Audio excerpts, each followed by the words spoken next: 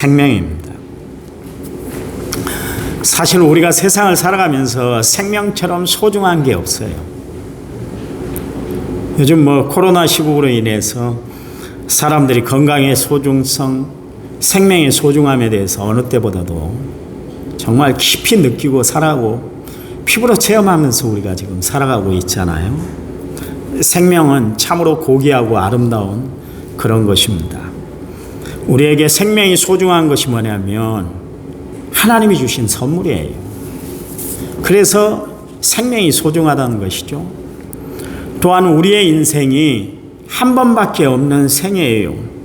두 번 주어지지 않는 생명이기 때문에, 일생이기 때문에 그래서 귀중한 겁니다. 이 아침에 여러분에게 물어요. 여러분에게 생명이 있나요? 생명이 있고 없고는 엄청난 차이가 나게 되어 있습니다. 사람이 건강할 때는 건강의 소중성을 모르고 살아가잖아요. 그런데 그건 당연한 것으로 그렇게 여기고 살아갑니다.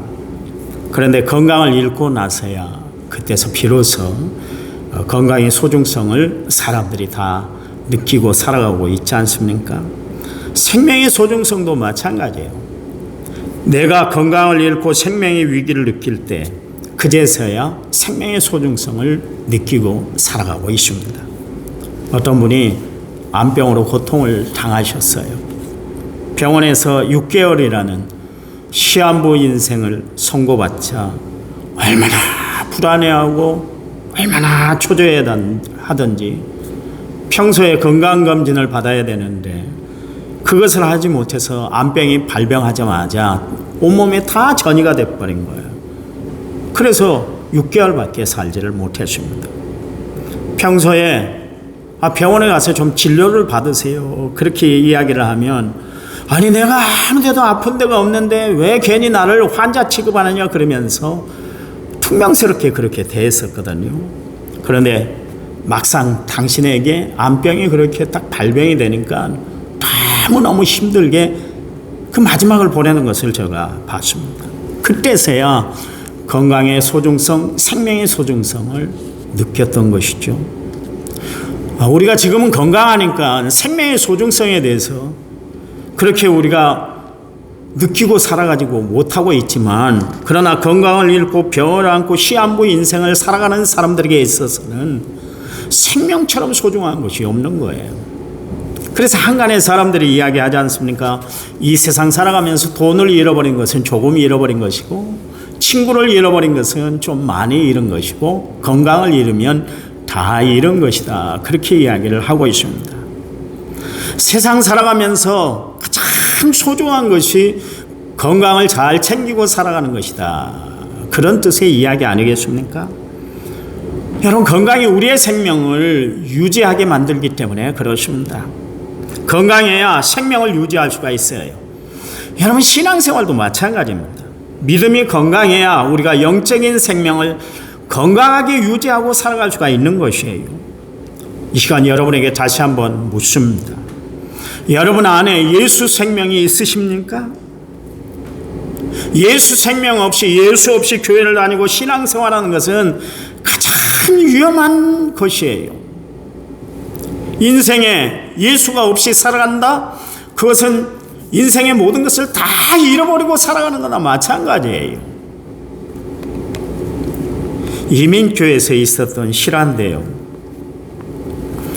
한 장로님의 그 장례식에 대한 이야기입니다. 그분은 평생에 교육사업으로 이민사회에 꽤 이름을 날리고 있었던 장로님이셨습니다. 교회 봉사를 잘하고 얼마나 목사님을 지극정성으로 그렇게 잘 섬겼던지 주위에 있는 목회자들이 저런 장로님과 함께 파트너를 이루어서 목회를 했으면 참 좋겠다. 그렇게 추앙을 받고 존경을 받던 그런 장로님이셨습니다. 그런데 장로님이 하루는 종합검진을 받았는데 3개월 시한부 인생을 딱 선고를 받고 말았습니다. 건강할 때는 그렇게 활달하고 정말 당당했던 그 장로님이 그런 딱 선고를 받은 이후에 갑자기 말이 없어진 거예요. 말이 없어진 거예요. 예배를 드려도 가만히 있고 기도를 해도 아멘 하지 않고 도무지 눈을 뜨지 않고 지그시 눈을 감고 아무것도 안 하는 거예요. 상황이 그렇게 되니까 교회에서 순번을 정해놓고 돌아가면서 신방을 교인들이 드렸어요. 근데 장로님이 예배를 드리러 온 성도들과 대화도 하지 않고 눈도 마주치지 않는 거예요. 상심이 얼마나 컸으면 저랬을까 이해도 되지만 그래도 그렇지. 아니 장로님이 예배를 드리는데 성경도 안 펴고 찬송도 안 부르고 눈도 안 뜨고 아멘도 안 하고 얼굴도 마주치지 않고 그러니까 예배 드리러 간 성도들이 얼마나 불편했겠어요. 그 이야기를 듣고 목사님이 이제 예배를 드리러 갔는데 교인들이 보고한 그대로였습니다. 그래서 문제다 싶어서 그 다음날 목사님이 서둘러서 이제 신방을 갔어요. 그리고 나서 그 장로님에게 장로님 예수 믿으셔야 됩니다. 우리는 선행으로 천국 가는 거 아니에요. 우리는 믿음으로 가는 것입니다. 그러니 이 시간 장로님 모든 것 다 내려놓고 예수를 구주와 주님으로 모셔드리시기 바랍니다.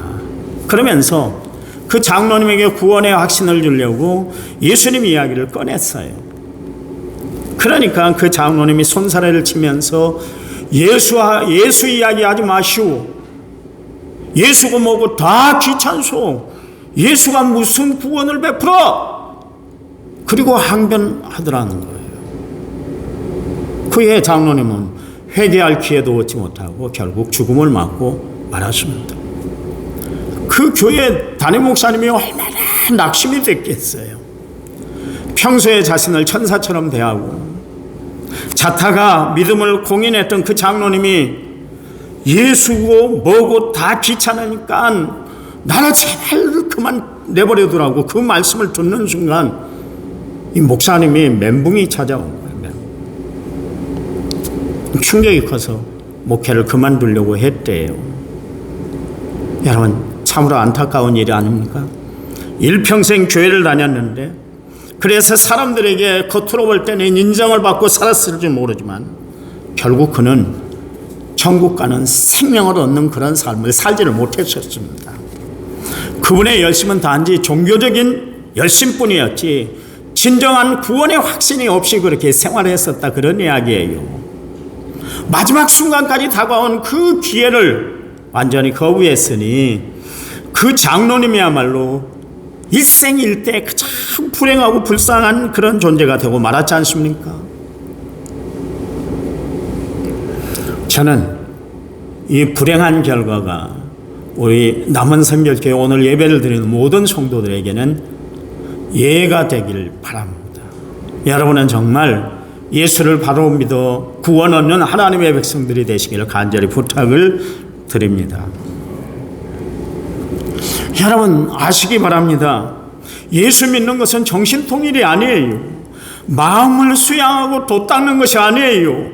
취미생활이 아니에요. 어떤 종교 중에 하나가 아니에요. 여러분 기독교는 종교가 아니라 생명이에요. 기독교 신앙은 생명입니다. 왜요? 우리의 죽고 사는 문제가 예수 믿는 일에 달려있기 때문에 그렇습니다. 그래서 기독교 신앙은 생명이다 그런 이야기예요. 세상 사람들 여러분 영웅호걸들을 봐보세요. 종교 창시자들을 봐보세요. 다 무덤이 있어요. 세상에 이 사람이 살아있는 진짜 인물인가 아니면 가공의 인물인가 모르는 춘향이도 봐보세요. 춘향이를 섬기려고 육모정 위에다가 거기다가 무덤을 만들어 놨잖아요. 어떻게 했든지 사람들은 무덤을 크게 만들어서 대대의 사람들이 추모하도록 그렇게 만들어 놨어요. 얼마나 지극정성으로 무덤을 섬기는지 모르겠습니다. 그러나 여러분 예수님은 무덤이 없어요. 왜요? 죽음이 무덤이 예수님을 가두어 놓을 수가 없었기 때문에 그렇습니다. 그래요. 예수님은 죽은 지 3일 만에 부활하셨고 40일 동안 이 땅에 계시다가 생명으로 부활하신 줄 믿으시기 바랍니다. 그래서 무덤이 없으세요. 여러분 예수님이 이 땅에 오신 이유가 뭐예요? 이 땅에 생명 전하러 오신 줄 믿으시기 바랍니다. 우리에게 생명 주시기 위해서 이 땅에 오신 줄 아시기 바랍니다. 은혜가 되면 아멘 하세요. 3년 동안 예수님 무슨 일을 하셨어요? 공생의 3년 동안 예수님은 생명복음, 천국복음을 전하셨어요. 그분이 지셨던 십자가는 온 인류에게 생명을 주시기 위한 거룩한 하나님의 미션이었어요. 그분이 예수님이 우리에게 말씀하시잖아요. 나는 부활이요 생명이요 또 내가 길이요 진리요 생명이니. 여러분 성경에 보면 예수님 자신이 스스로 나는 생명이야 그렇게 이야기를 하고 계십니다. 이 시간 다시 한번 여러분 자신에게 묻습니다. 이 생명 되신 예수님을 영접하심으로 나는 거듭난 그리스도인으로 살아가고 있는가? 그래서 나는 하나님의 자녀인가? 나는 하늘 백성 곧 하나님 나라의 시민권을 가지고 살아가고 있는가? 다시 한번 우리 자신을 살펴보는 귀한 시간 되시기를 간절히 부탁을 드립니다. 나는 그래서 하나님의 말씀에 순종하고 있는가? 나는 하나님의 말씀을 사랑하고 살아가고 있는가? 나는 하나님의 말씀을 생명처럼 고귀하게 여기고 살아가고 있는가? 예수 생명이 내 생명이 돼서 살아가고 있는가? 여러분 한번 살펴봐야 될 줄 믿습니다. 주님이 말씀하셨어요. 요한복음 15장 4절에서 5절 말씀에 내 안에 거하라 나도 너희 안에 거하리라. 가지가 포도나무에 붙어있지 아니하면 스스로 열매를 맺을 수 없음같이 너희도 내 안에 있지 아니하면 그리하리라. 너는 포도나무요 너희는 가지라. 그가 내 안에 내가 그 안에 거하면 사람이 열매를 많이 맺나니 나를 떠나서는 너희가 아무것도 할 수 없다. 그렇게 말씀을 하고 계세요. 여러분 예수 생명이 내 생명이 돼야 내가 예수 안에 살아가게 된다 그런 이야기예요. 그 예수님의 생명이 내 안에 있을 때 하나님이 원하시는 빛의 열매, 착함과 의로움과 진실함의 열매를 풍성하게 열매 맺는 삶을 살아가게 된다 그런 이야기입니다. 절대로 내 안에 예수가 있지 않으면 우리는 착함과 의로움과 진실함을 가지고 살아갈 수가 없어요. 그리고 성령의 9가지 열매, 사랑과 희락과 화평과 오래 참음과 자비와 양성과 충성과 온유와 절제의 열매를 우리는 열매 맺고 살아가게 되는 거예요. 그것은 내 안에 예수 생명이 있을 때만이 이 열매가 가득한 삶을 우리는 살아가게 된다 그런 이야기입니다. 내가 참다운 하나님의 자녀다운 모습을 보이고 살아가게 된다 그런 이야기예요. 여러분 나는 어떤 사람입니까? 나는 불에 그슬린 정말 불에서 꺼낸 그슬린 나무와 같은 존재가 아닌가? 무늬만 예수뿐인 사람이 아닌가? 아니면 예수 믿어 구원받고 성령을 충만히 받아 하나님의 자녀로 천국 백성으로 그렇게 살아가는가? 내 이름이 저 하늘나라 생명책에 입적이 되어 있는가? 호적이 기록되어 있는가? 오늘 교회 안에는 세 종류의 교인이 있습니다. 첫째는 구원받고 구원의 확신을 누리며 살아가는 사람이 있고, 둘째는 구원을 받았는데 확신이 없이 살아가는 사람이 있고, 셋째는 구원도 못 받고 확신도 없이 단순히 나는 구원을 받을 것이다 희망하며 살아가는 사람들이 있어요. 여러분 그러면 우리는 왜 예수를 믿어야 될까요? 구원받은 천국 백성이 되기 위해서 우리는 예수를 믿는 줄 믿으시기 바랍니다. 여러분 교회에 인문학 강의 들으러 온 거 아니잖아요. 여러분 교회에 와서 재밌는 이야기 들으러 온 거 아니잖아요. 여러분 교회에 나온 목적이 뭐냐면 예수의 이야기를 듣기 위해서, 생명 복음을 듣기 위해서, 복음을 바로 깨닫기 위해서 교회에 출석하는 성도들이 되시기를 간절히 부탁을 드립니다.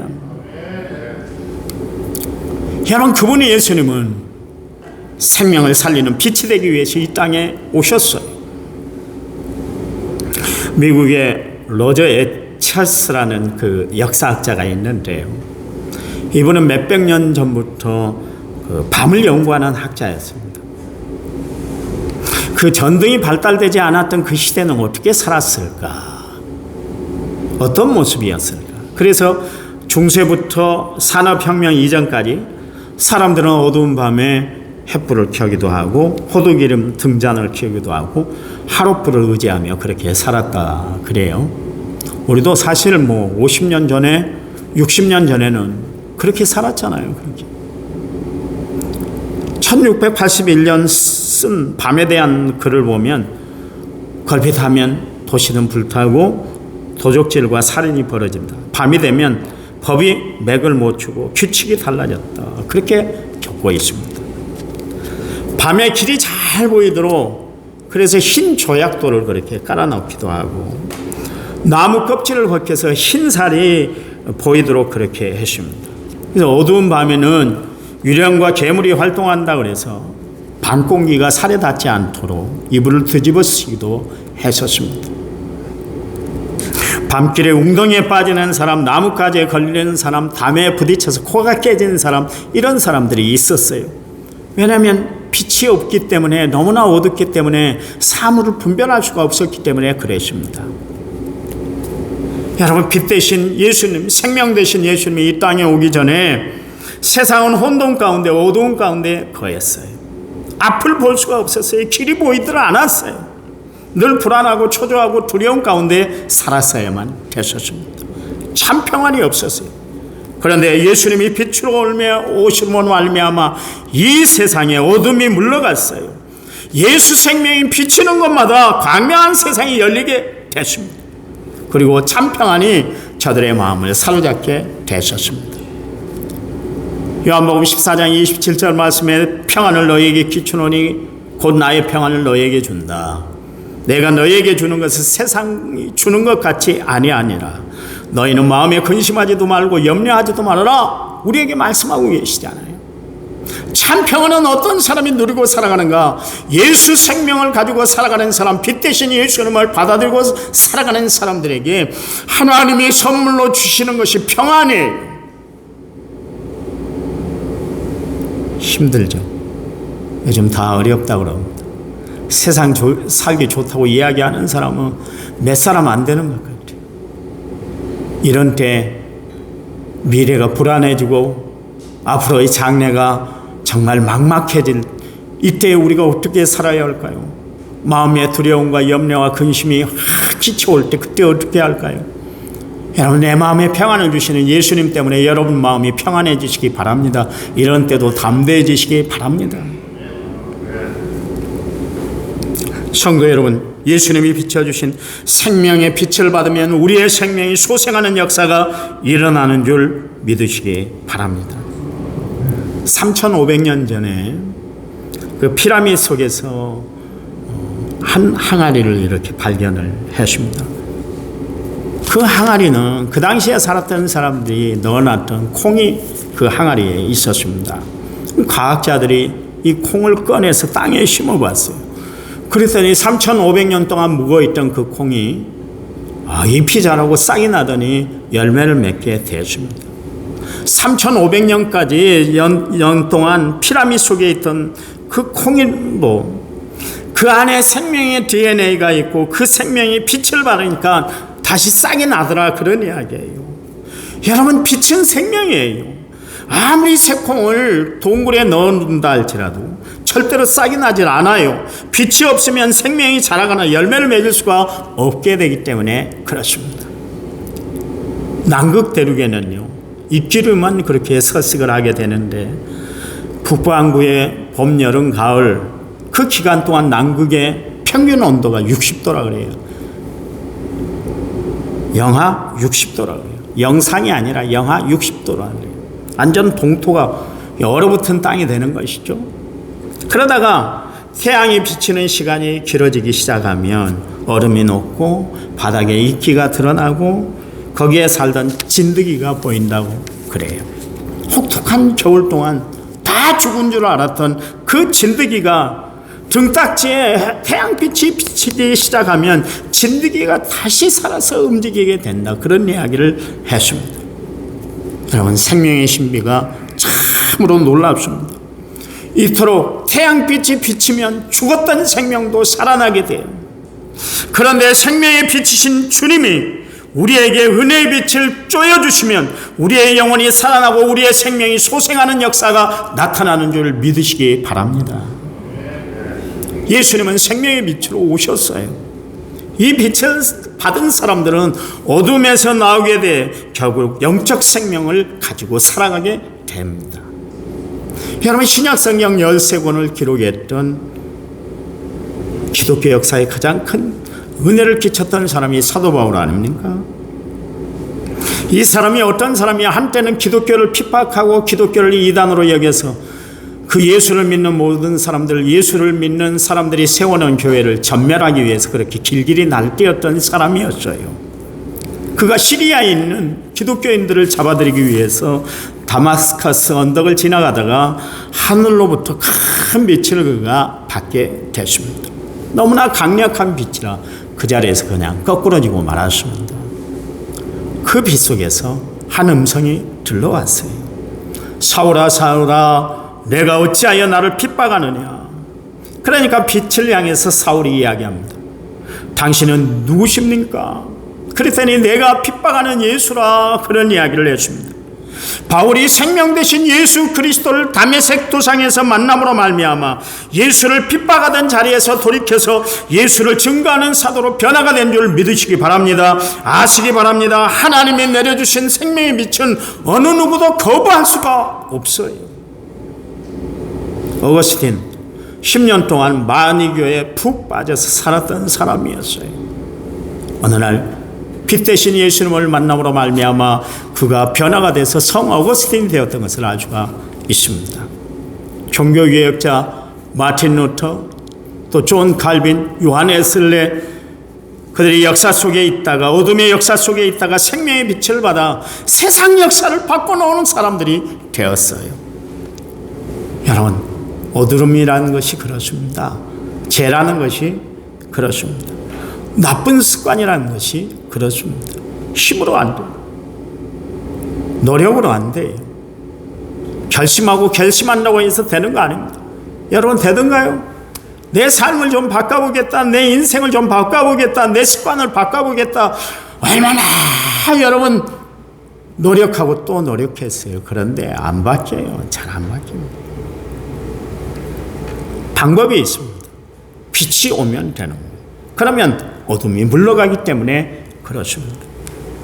요한복음 8장 12절 말씀에 나는 세상의 빛이니 나를 다스린 자는 어둠에 다니지 아니하고 생명의 빛으로 걸어다닌다 그랬습니다. 또 요한복음 10장 46절 말씀에 나는 빛으로 세상에 왔나니 무릇 나를 믿는 자는 어둠에 있지 않게 하려 합니다. 그렇게 이야기를 하고 있습니다. 여러분의 어둠, 내 속에 있는 어둠을 몰아내려고 애쓰지 마시고 빛을 받아들이시면 되는 줄 믿으시기 바랍니다. 하나님의 말씀을 받아들일 때 빛이 내 안에 거하고 자연의 어둠은 물러가게 돼 있어요. 잃고 살았던 그 착하고 정직한 감각이 살아나게 될 거예요. 죄를 끊고 의를 행하는 용기가 솟아나게 될 거예요.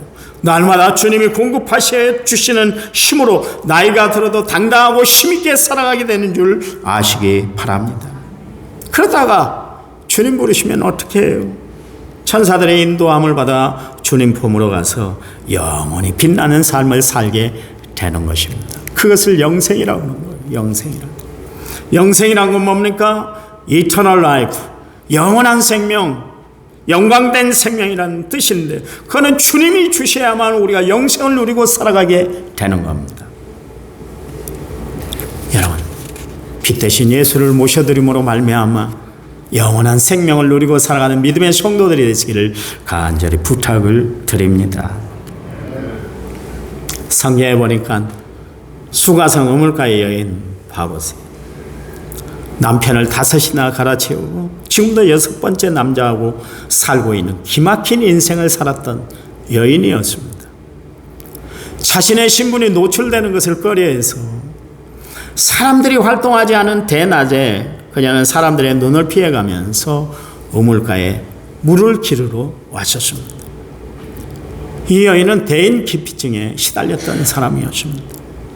이 여인이 생명수 되신 예수님을 만남으로 말미암아 그의 삶이 완전히 변화가 됐잖아요. 사람 만나는 것을 꺼려했던 이 여인이 사람을 만나러 동네에 들어가서 예수를 증거하는 여인, 생명을 살리는 일에 쓰임받았던 것을 알 수가 있습니다. 여리고성 세리장 삭개요, 오직 자기가 잘 사는 일에만 온통 신경을 쓰고 살았던 사람, 그의 이름의 뜻이 순결인데요, 그는 순결하고는 정반대의 삶을 살았던 사람이었습니다. 그가 돌무화과 나무 위에 올라가서 거기서 예수님을 만남으로 말미암아 그의 일생일대 변화가 찾아오지 않았습니까? 자신이 소유하고 있는 재산의 절반을 가난한 사람들을 위해서 내놓겠다, 그렇게 했습니다. 혈세를 받아 주민의 피를 쫙쫙 빨아먹고 살았던 흡혈귀 같은 사람들의 생명줄을 끊는 일에 앞장서서 일했던 그가 이젠 자신의 생명의 피를 헌혈로 나눠주는 그런 값진 인생을 살게 되었다, 그런 이야기입니다. 삭개오는 그동안 돈이 최고인 줄 알았어요. 돈이 유일한 생명줄인 줄 알았는데 이젠 예수님만이 자신의 유일한 생명인 것을 알게 됐습니다. 여러분이 7 귀신이 들여서 제정신이 아니게 살았던 막달라 마리아가 있지 않습니까? 그녀가 예수님을 만나기 전에는 마귀의 수하에 휘둘려서 흑암 같은 세상을 살았던 그런 여인이었어요. 그런데 그녀가 빛 대신 예수님, 광명하신 예수님을 만남으로 그의 삶이 완전히 변화가 됐잖아요. 그녀는 예수님의 장례를 준비하기 위해서 자신의 향유옥합을 예수님께 깨뜨려 드렸던 것을 알 수가 있습니다. 그녀는 예수 부활을 최초로 목도했던, 지켜봤던 정말 엄청난 축복을 경험한 그런 여인이 되었던 것을 알 수가 있습니다. 여러분, 예수 생명은 사람을 변화시키는 역사인 줄 믿으시기 바랍니다. 우리도 생명 되신 예수님을 만나 구원받은 하나님의 백성으로 천국 시민으로 살아가는 성도들인 줄 압니다. 여러분, 하나님이 우리에게 믿음을 잘 가지고 살라고, 믿음을 소유하고 살라고 생명 되신 그분이 날 위해서 옥체를 깨뜨려 물과 피를 다 쏟아주신 줄 믿으시기 바랍니다. 여러분, 하나님의 은혜, 예수님이 나에게 베풀어 주신 은혜에 감사하며 살아가세요. 앞뒤를 생각하고 전후 좌우를 다 둘러봐도 하나님의 은혜가 아닌 것이 없잖아요. 그렇잖아요. 그분은 나에게 영원한 생명을 주시기 위해서 저 갈보리 언덕 위에서 십자가에 못 박혀 죽으심으로 말미암아 나에게 영원한 생명을 주셨습니다. 여러분, 그렇다면 예수님께 감사하며 살아가는 성도들이 되시기 바랍니다. 예수 생명이 내 생명이 되는 믿음의 성도들이 다 되시길 주님 앞에 주님의 이름으로 간절히 부탁을 드립니다. 하나님, 감사합니다. 우리를 위해서 모든 것을 다 희생하심으로 우리에게 고귀한 생명을 주신 하나님 앞에 무한 감사합니다. 하나님 주신 생명, 그 생명을 가지고 이 땅을 승리하며 살아가는 저희들 되게 도와주시고, 하나님 그 생명 복음을 증거하는 일에 최선을 다하는 저희들 되도록 도와주시옵소서. 이 땅에 어둠이 물러가게 하시고 광명한 주님의 세계가 이 땅에 함께할 수 있도록 하나님 역사해 주시옵소서. 우리 남은 성결교회 모든 성도들이 예수 생명 얻어 참 생명을 누리고 살아가는 은혜로운 성도들이 다들 되도록 도와주셔서 이 험난한 세상 가운데서도 오직 믿음으로 승리하며 살아가는 은혜로운 성도들이 다들 되도록 축복해 주시옵소서. 예수님 이름으로 기도했습니다. 아멘.